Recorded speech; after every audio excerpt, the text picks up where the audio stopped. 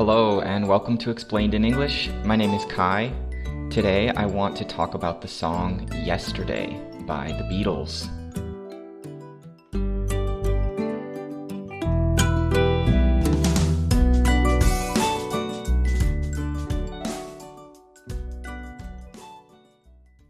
Yesterday is a short but very powerful song written by Paul McCartney in 1965. It's a rather sad song and talks a lot about feelings of regret, feelings of guilt. There's also a strong sense of nostalgia for the past, and that longing for the past is best summed up in the title of the song, which is Yesterday. Yesterday literally means the day before today, or the previous day. For example, if today is Saturday, then yesterday was Friday. In this song, you'll hear him sing over and over the word yesterday. And it doesn't mean literally the day before today. In the song, he means the past. Yesterday is a word which is just referring to the past in general. And so in the first line, he says, "Yesterday, all my troubles seemed so far away." Troubles are problems or worries. They are all the difficulties in your life. Those are your troubles. So he says all my troubles, as a whole, every trouble, seemed so far away. Seemed is the past tense of the verb seem, and it means felt like, or they appeared to be. They seemed to be so far away. And far away literally means not close, as in there's a large distance separating him from his troubles. But here, it means that they weren't a reality in his life. In the past, his troubles didn't really seem to affect him at all. Now they do. And that's the next line. It says, "Now it looks as though they're here to stay." Now means at this moment or in the present. And it looks is another way to say it seems like or it appears like. So it looks to me as though they're here to stay. As though is like saying as if, or it looks to be the case that. So it looks like they're here to stay. They means his troubles or his problems. And he says that his troubles or his problems are here to stay. If something is here to stay, it means that they're not going anywhere. They're not going to change. For example, in the year 2020, when I'm recording this audio, we as human beings, we use a lot of plastic. So I could say, well, plastic is here to stay. That means we won't stop using it. Another thing that we use a lot is the internet and things like social media. So we could say, well, the internet is here to stay. It means people are going to keep using it. They won't stop using it. But in this song, he means his problems. His problems don't seem like they'll ever go away. So they are here to stay. And then he says, "I believe in yesterday."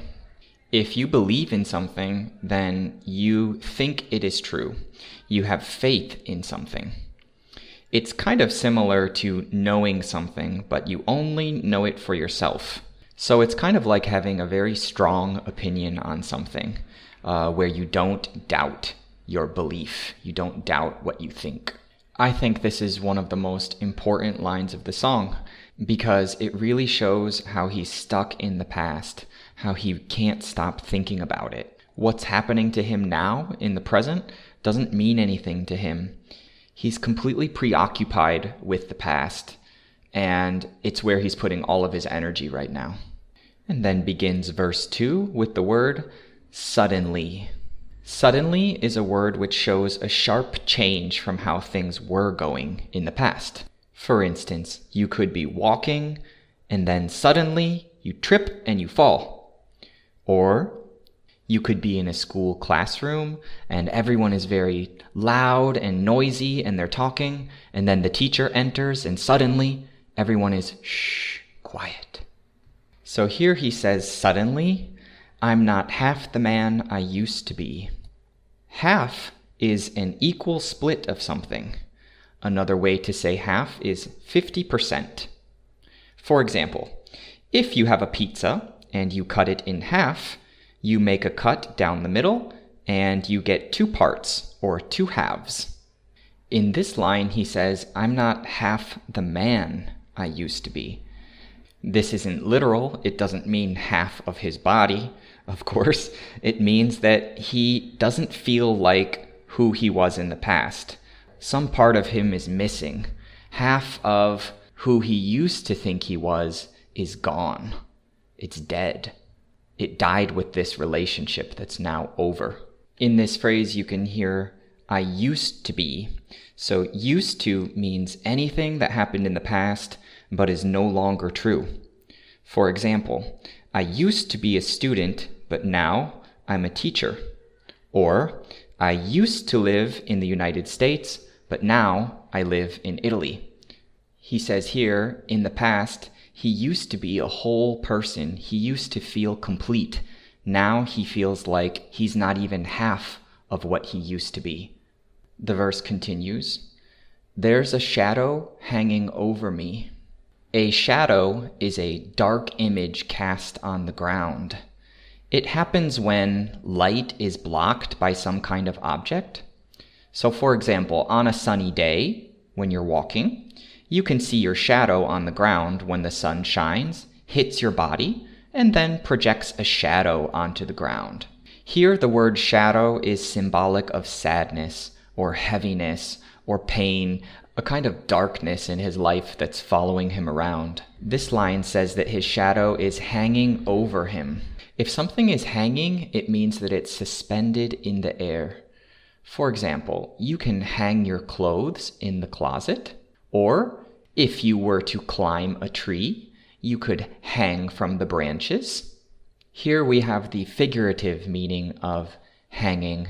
So his shadow is hanging over him, and this means that his pain or his sadness or his grief is always just above him. It's not leaving him alone. It's like a dark rain cloud that is always just hanging over him. And this shadow is shaping the way that he experiences his own life. In the next line, he reflects, Oh, yesterday came suddenly. We remember that yesterday means the past in this song, but it also means the time when things started going bad, when his troubles began. So here he feels like it happened quickly or suddenly, that things were fine, and then, in a flash, in a snap, they changed. And in the next line, we finally find out the cause, the reason for why he feels so sad. The next line says, why she had to go. So here we see that there's a person, a female person, she. So why she had to go. To go is to leave or to move on. And if you have to go, it means you must go. It was a necessity. It was something that she needed to do. And he's asking why. Why? This asks the reason for something, the motive behind it. He's trying to understand why she left. At this point, his answer is, I don't know. If you know something, then you're aware of it. You have the knowledge. You have the answer. Here he says, I don't know, or I do not know. He isn't aware of why she left. So he says, I don't know. She wouldn't say. So she didn't tell him why she left, why she had to go. She would not say. It's possible that he asked her why, but for one reason or another, she never responded, and now he's left to guess why. In the next line, he gives a guess. He says, I said something wrong. I said something wrong. If you say something, you're using your voice to express yourself. You're telling someone something. He says, I said, which is the past tense of the verb say. And what did he say? He said something wrong. If you say something wrong, then you say something that offends someone. You say something that isn't nice, or you say words that are in some way inappropriate, let's say you're speaking to someone and they stop talking, they seem upset. You could ask them, "Did I say something wrong? How come you're not talking to me anymore?" So in the song he says, "I said something wrong, now I long for yesterday." The word long literally is the opposite of short. You can think of distance. For instance, 1 meter is a pretty short distance, but 1 kilometer is a much longer distance. However, if you long for something, this is a much different meaning. If you long for something, then you desire it. You want it very, very strongly, very deeply. Usually we long for things that we can't so easily have. For example, imagine someone that you love and care about is living far away from you. You might long to see them. Or if you're a student, you might long to graduate and move out of your parents' house and have more independence.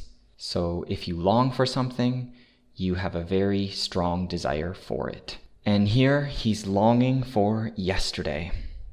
He's longing for the past. He says, "Yesterday, love was such an easy game to play." Love is a word in English that is difficult to define, but in general it means all of the positive feelings, emotions, and experiences that you have with someone or towards something. You can love a person in a romantic way, like your partner, or you can love someone in a familial way, like loving your mother or your brother or sister. You can also love an object, like I love my car, or you can say I love my job, means I like the work that I do. Here, love means the relationship that he had with this person, the happy and positive times that he spent together with them. So this love was an easy game to play. A game is any activity done for fun. Usually you play a game with other people. An easy game would be an enjoyable game, a fun game, one that seemed effortless. Notice that he says love was an easy game. So was means that it's in the past. And he also says the word such. Love was such an easy game. So I could say love was an easy game, but if I say love was such an easy game, it intensifies the meaning. It means that it really was an easy game. Here's another example. I could say, "It's a good song," which means I like it. Or I could say, "Oh wow, it's such a good song," which is like I love it. So love was such an easy game to play. Now I need a place to hide away.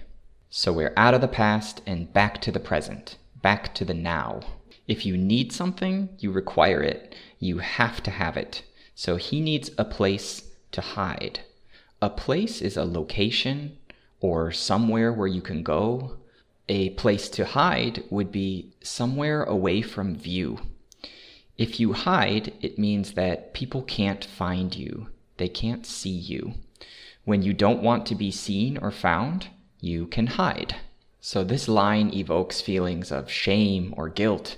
He doesn't want to be seen by other people. He wants to hide away. Away literally means not close, not near something else. For example, you can go away from a place, or a bird could fly away from a place. So here he doesn't just want to hide, he wants to hide away, far away from all of these feelings, from all of these intense and rather sad emotions. And the song ends again with, "Oh, I believe in yesterday." So there you have it, a very simple but beautifully sad song. I think that last line is the key to the whole song because it expresses how lost he is in the past, how deeply involved he is in his own regret, guilt, and nostalgia for the past. Those heavy, sad feelings are completely overshadowing his experience of the present moment. And I have certainly gone through times in my own life where I've felt many of the same emotions, and for that reason, I think it is a timeless, relatable, and well-earned classic in English music. Thank you for listening to this explanation. I invite you now to go and listen to the real song, hopefully now being able to enjoy it not only for the beautiful instruments and melody, but also for the great words. If you're enjoying learning English with music, there are full albums of song explanations by decade available at explainedenglish.com. Each explanation comes with pronunciation practice and a full PDF transcript, so you never miss a word. I also offer personal lessons where you can discuss these songs with me and improve your conversational English. You'll find the contact form, decades albums, and more at explainedenglish.com. Thanks for listening, and I'll see you in the next explanation. Bye-bye.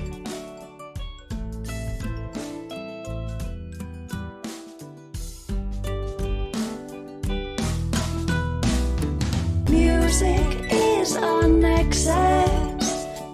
Music leaves me breathless. Music, it connects us.